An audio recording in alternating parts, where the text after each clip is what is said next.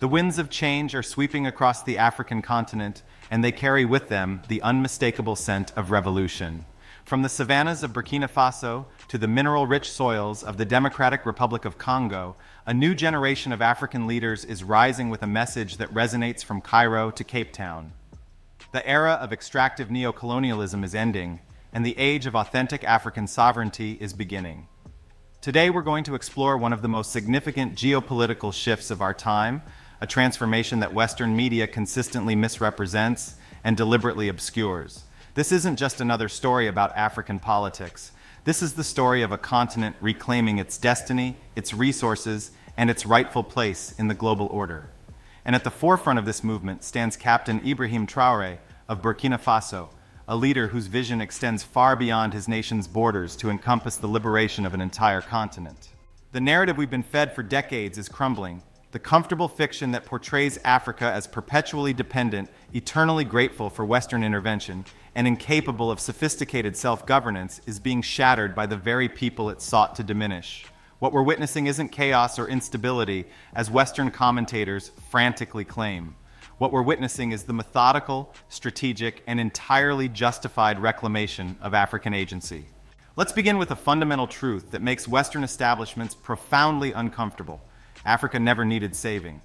What Africa needed was the space to develop according to its own values, priorities, and strategic interests, free from the suffocating embrace of neo-colonial interference. The continent that gave humanity its first civilizations, that built the pyramids of Kemet, the universities of Timbuktu, and the sophisticated trading networks that connected 3 continents, has always possessed the wisdom and capability for self-determination. The current transformation didn't emerge in a vacuum. It represents the culmination of decades of failed Western-backed governance models that prioritized external interests over African development. The so-called democratic transitions of the 1990s, celebrated in Western capitals as progress, often resulted in the installation of compliant leaders whose primary qualification was their willingness to maintain extractive economic relationships with former colonial powers. Consider the devastating case of France's continued exploitation of its former colonies through the CFA Franc system, a monetary arrangement that functions as a modern form of economic enslavement. 14 African nations remain tethered to this system, forced to deposit 50% of their foreign reserves in the French treasury and requiring French approval for any expenditure above a certain threshold. This isn't partnership, it's vassalage, and it's precisely this kind of institutionalized theft that genuine African leaders are now systematically dismantling. Captain Ibrahim Traoré understood this dynamic from the moment he assumed leadership in Burkina Faso. His rise to power wasn't merely a military transition, it was a strategic recalibration that signaled Africa's refusal to accept predatory relationships disguised as international cooperation. When Traoré speaks about sovereignty, he's not engaging in empty rhetoric. He's articulating a comprehensive vision of African self-determination that encompasses economic independence, security autonomy, and cultural authenticity. The Western response to Traoré and leaders like him reveals the fundamental hypocrisy of their proclaimed commitment to democracy and human rights. When compliant leaders win elections in systems designed to perpetuate Western interests, those victories are celebrated as democratic triumphs. When authentic African leaders emerge through whatever means necessary to challenge extractive relationships, they're immediately labeled as threats to stability and democratic norms. This selective application of democratic principles exposes the reality that Western powers have never been interested in genuine African democracy. What they've consistently supported is a particular form of governance that maintains their privileged access to African resources, while providing a veneer of legitimacy through electoral processes that change nothing fundamental about the relationship between Africa and the West. The economic dimensions of this transformation are particularly significant. For centuries, Africa has served as the world's quarry, providing raw materials that are processed and value-added elsewhere before being sold back to African markets at inflated prices. This extractive model has kept the continent artificially poor, despite sitting atop some of the world's most valuable natural resources. The Democratic Republic of Congo alone possesses mineral wealth estimated at over $24 trillion, yet its people remain among the poorest in the world. This isn't an accident of geography or governance. It's the deliberate result of systems designed to prevent African nations from capturing the full value of their resources. When leaders like Traore speak about taking back Africa's resources, they're not engaging in anti-Western rhetoric. They're stating an economic imperative for African development. The transformation of resource relationships is already beginning. African nations are increasingly negotiating partnerships that ensure value addition occurs domestically, creating jobs and building industrial capacity rather than simply exporting raw materials. These aren't anti-Western policies, they're pro-African policies that happen to challenge Western monopolies on African wealth. The youth demographic across Africa represents perhaps the most powerful force driving this transformation. With a median age of 19, African populations are not only young but increasingly educated, connected, and politically conscious. This generation has grown up witnessing the failures of Western prescribed development models and the success of nations that charted independent courses. They've watched China lift hundreds of millions out of poverty through state-directed development. They've seen how nations like South Korea and Singapore transformed from agricultural societies to technological powerhouses by prioritizing national development over foreign approval. Most importantly, they've recognized that every developed nation, including those in the West, achieved prosperity through strategies that prioritize domestic interests over international compliance. Young Africans are asking uncomfortable questions. Why should African nations accept structural adjustment programs that no Western nation would tolerate? Why should Africa remain perpetually dependent on food imports when the continent possesses some of the world's most fertile agricultural land? Why should African intellectual capital continue to migrate to Western institutions that then patent innovations based on African knowledge systems? These questions are driving political consciousness that transcends national boundaries. Pan-African solidarity is experiencing a renaissance, not as an abstract ideal, but as a practical strategy for collective bargaining power. When Traore speaks about African unity, he's articulating a vision that resonates with young people across the continent who recognize that individual African nations, no matter how resource-rich, cannot effectively challenge global power structures in isolation.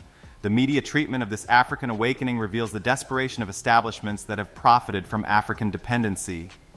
Western news outlets consistently frame legitimate sovereignty movements as threats to regional stability, portraying leaders who prioritize African interests as dangerous radicals, while presenting compliant leaders who facilitate resource extraction as responsible statesmen. This narrative manipulation serves multiple purposes. It conditions Western audiences to support interventions against African leaders who challenge extractive relationships. It creates confusion among African populations about the legitimacy of their own sovereignty movements. Most insidiously, it perpetuates stereotypes about African political capacity that justify continued external interference. The contrast between media coverage of Traoré and the treatment of leaders who maintain extractive relationships is particularly revealing. When compliant leaders implement policies that devastate their populations but maintain Western access to resources, their actions are either ignored or presented as necessary reforms. When leaders like Traoré implement policies that prioritize African development, they're immediately characterized as authoritarian threats to democratic values. This double standard exposes the reality that Western commitment to African development has always been conditional on maintaining relationships that benefit external interests more than African populations. The moment African leaders prioritize their people over foreign investors, they become targets of destabilization campaigns disguised as democracy promotion. The security dimensions of African sovereignty are equally complex and significant. For decades, Western military interventions in Africa have been justified as humanitarian assistance or counterterrorism operations. Yet these interventions have consistently resulted in increased instability, expanded conflict zones, and strengthened extremist movements. The French military presence in the Sahel, maintained through Operation Barkhane and its predecessors, provides a perfect case study of how security assistance becomes security dependence. Despite massive military expenditures and years of operations, extremist groups expanded their territorial control and operational capacity throughout the period of French military engagement. African leaders increasingly recognize that external military solutions to internal security challenges create more problems than they solve. When Traoré and other leaders request the departure of foreign military forces, they're not making emotional decisions driven by anti-Western sentiment. They're making strategic calculations based on empirical evidence that foreign military presence undermines rather than enhances African security. The alternative security frameworks emerging across Africa emphasize regional cooperation, community-based solutions, and addressing root causes of instability rather than managing symptoms through military force. These approaches recognize that sustainable security requires legitimate governance, economic opportunity, and social cohesion rather than superior firepower. The economic partnerships that African nations are developing with non-Western powers provide crucial alternatives to extractive relationships with former colonial powers. China's Belt and Road Initiative, despite its limitations and legitimate criticisms, offers African nations something that Western partnerships rarely provide: infrastructure development that enhances African productive capacity rather than simply facilitating resource extraction. Russian partnerships in the security sector, controversial though they may be, provide African nations with alternatives to Western military assistance that comes with political conditions and strategic limitations. These relationships aren't perfect, but they offer African leaders options that didn't exist when Western powers maintained near monopolistic influence over African partnerships. The key distinction lies in the structural differences between these emerging partnerships and traditional neocolonial relationships. While new partnerships may create dependencies, they don't systematically prevent African development in the way that neocolonial relationships have. They offer African nations space to develop domestic industries, build infrastructure, and create value-added production that Western partnerships consistently discouraged. The agricultural dimension of African sovereignty represents perhaps the most fundamental challenge to neocolonial control. Africa imports over $40 billion worth of food annually, despite possessing 60% of the world's uncultivated arable land. This artificial food dependency wasn't created by climate or geography, it was created by policies that prioritized cash crop production for export over food security for African populations. Leaders like Traore understand that food sovereignty is the foundation of all other forms of sovereignty. Nations that cannot feed themselves remain vulnerable to external pressure, regardless of their natural resource wealth or military capacity. The emphasis on agricultural transformation in countries like Burkina Faso represents a strategic understanding that sustainable independence requires the ability to meet basic human needs domestically. The technological dimensions of this transformation are equally significant. Africa's bypassing of traditional technological development paths, particularly in telecommunications and financial services, demonstrates the continent's capacity for innovative solutions to development challenges. Mobile banking systems developed in Kenya are now being studied and adopted globally. Solar energy innovations emerging from African contexts are providing models for sustainable development worldwide. This technological leapfrogging challenges Western assumptions about development pathways and demonstrates African capacity for innovative problem-solving when freed from externally imposed constraints. The digital revolution across Africa is creating opportunities for young entrepreneurs to develop solutions tailored to African contexts, rather than adapting Western technologies that may not address African needs. The cultural dimensions of this sovereignty movement cannot be overlooked. For too long, African development models have been based on the assumption that modernization requires cultural westernization. Leaders like Traore explicitly reject this false dichotomy, articulating visions of development that enhance rather than diminish African cultural authenticity. This cultural sovereignty movement recognizes that sustainable development must be rooted in indigenous knowledge systems, value structures, and social organizations. It doesn't reject useful innovations from elsewhere, but it insists that African development should enhance African ways of life rather than replacing them with foreign models. The educational transformations occurring across the continent reflect this cultural sovereignty imperative. African universities are increasingly emphasizing curricula that address African challenges using African knowledge systems supplemented by global innovations rather than simply reproducing Western educational models that prepare students for emigration rather than domestic development. The regional integration initiatives gaining momentum across Africa represent practical implementations of Pan-African ideals that once seemed purely aspirational. The African Continental Free Trade Area creates the framework for intra-African trade relationships that could reduce dependence on external markets and create economies of scale sufficient to support industrialization. These integration efforts face significant challenges, including infrastructure deficits, currency incompatibilities, and political resistance from leaders who benefit from maintaining fragmented markets. However, The momentum behind these initiatives reflects growing recognition that African prosperity requires African unity, not as a romantic ideal, but as a practical economic strategy. The environmental dimensions of African sovereignty are becoming increasingly critical as climate change impacts intensify. Western environmental policies often impose restrictions on African development while ignoring the historical responsibility of developed nations for global environmental degradation. African leaders are developing environmental strategies that balance conservation needs with development imperatives while rejecting environmental colonialism disguised as climate activism. The carbon credit markets that allow Western corporations to continue polluting while restricting African development are being challenged by African leaders who recognize these systems as new forms of resource extraction. Legitimate environmental policies must address the needs of African populations while protecting African environments, not simply serve as mechanisms for maintaining Western consumption patterns. The generational transition occurring across African leadership represents perhaps the most significant factor driving this transformation. Leaders like Traore represent a generation that came of age after formal decolonization, but witnessed the limitations of independence without sovereignty. They understand both the possibilities and the constraints facing African development in ways that previous generations could not.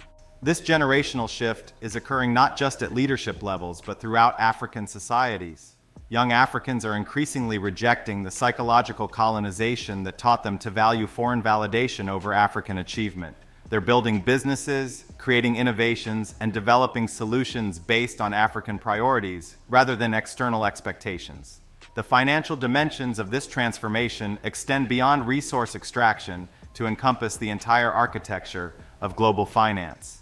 African nations are exploring alternative payment systems, reserve currencies, and financial institutions that reduce dependence on Western-dominated financial networks. These aren't anti-Western initiatives, they're pro-African initiatives that happen to challenge Western financial monopolies. The development of indigenous financial institutions, from development banks to insurance companies, creates capacity for financing African development using African resources.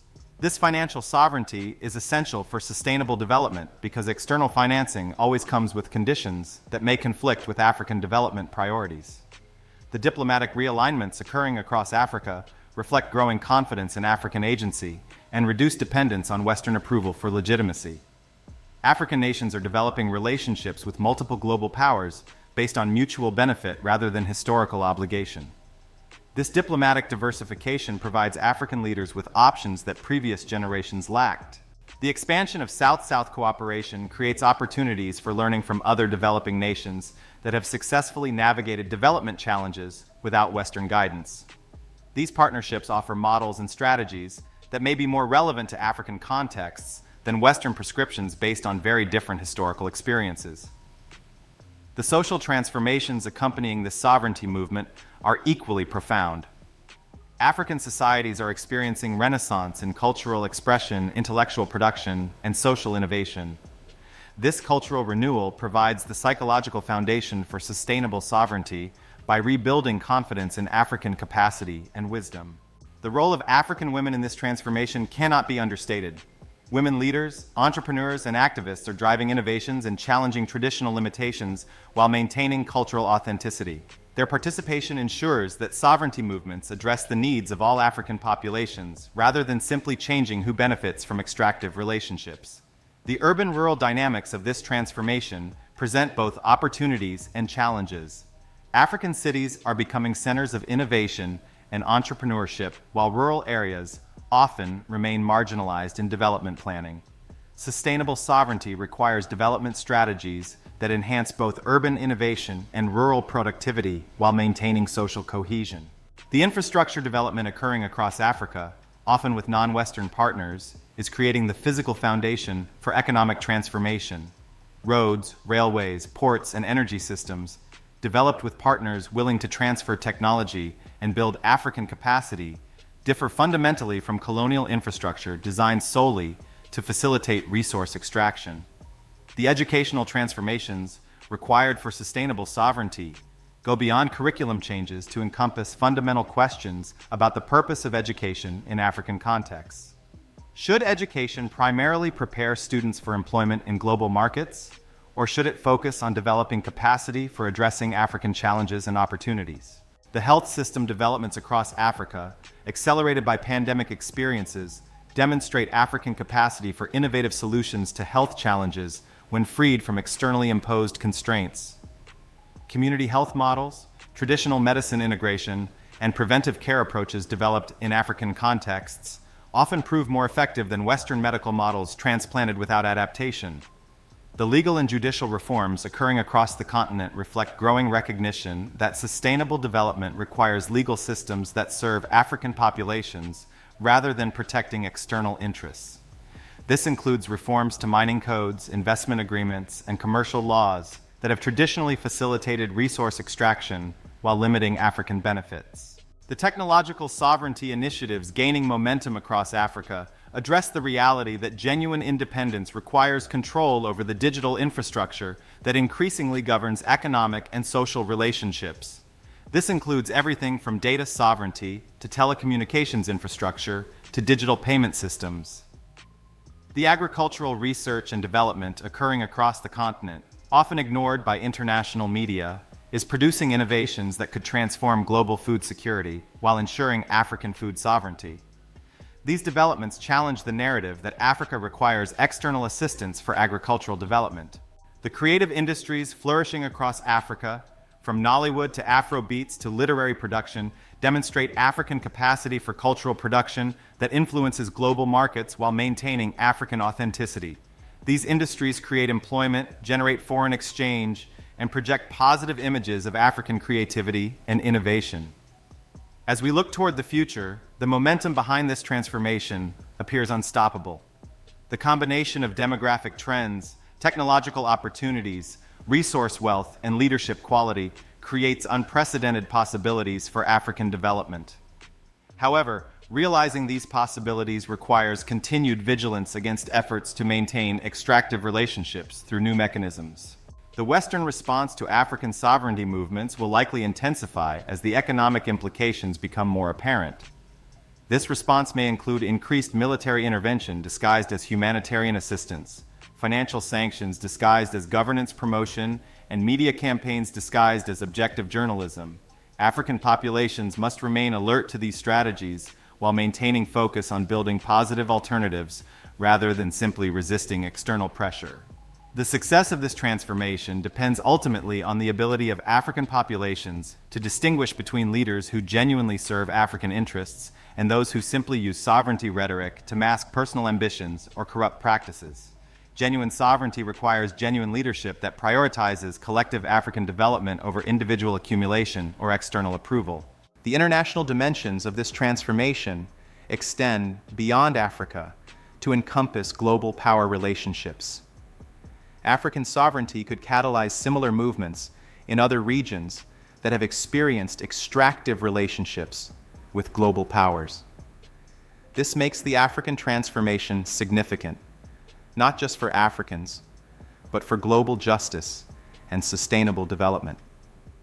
The environmental implications of African sovereignty could be profoundly positive if African leaders continue prioritizing long-term sustainability over short-term extraction.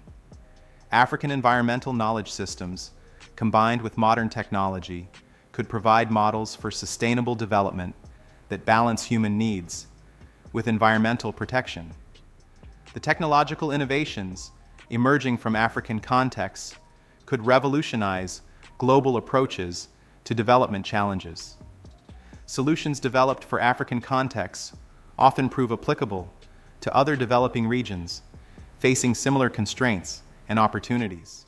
As we conclude this analysis, we must recognize that what we're witnessing represents more than political change or economic transformation. We're witnessing the emergence of a truly multipolar world where African voices, African interests, and African innovations play central roles in shaping global development. The message to the West is clear and unambiguous. The era of unilateral extraction is ending. The relationships of the future must be based on mutual benefit, genuine partnership, and respect for African sovereignty. Those who adapt to this new reality will find opportunities for constructive engagement. Those who resist this transformation will find themselves increasingly irrelevant to Africa's future. Captain Ibrahim Traoré and leaders like him across the continent are not anti-Western, they are pro-African. They are not destroying relationships. They are insisting on relationships based on equality and mutual respect. They are not destabilizing the continent. They are building the foundations for sustainable stability based on legitimate governance and inclusive development. The young people of Africa, the demographic majority who will shape the continent's future, are watching this transformation with excitement and determination. They understand that the choices made today will determine whether their continent takes its rightful place as a center of global prosperity and innovation, or remains marginalized in relationships that benefit others more than Africans. This is Africa's moment. This is Africa's time.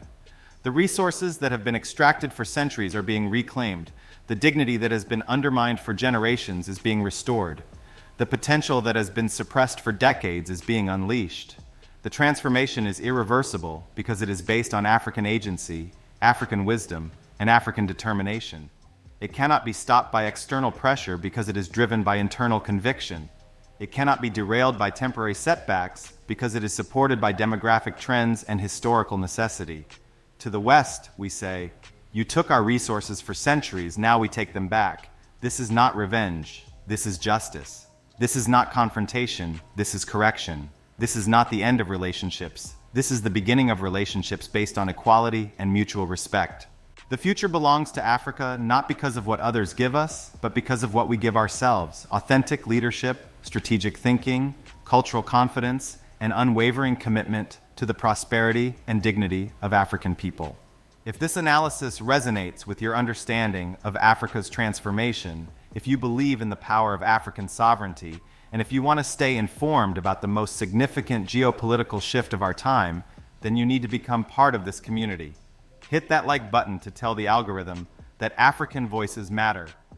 Subscribe to this channel and ring that notification bell because we're going to continue following this historic transformation as it unfolds. Share this video with everyone who needs to understand that Africa is not rising, Africa has risen. We're not becoming players in the global game, we're changing the rules of the game itself. Your engagement with this content directly supports the African sovereignty movement by ensuring these perspectives reach the audiences that need to hear them. The revolution is not coming, the revolution is here. The question is not whether Africa will take back control of its resources and destiny. The question is whether you'll be part of documenting and supporting this historic transformation. Subscribe now and join the community that's witnessing and supporting the rebirth of African greatness.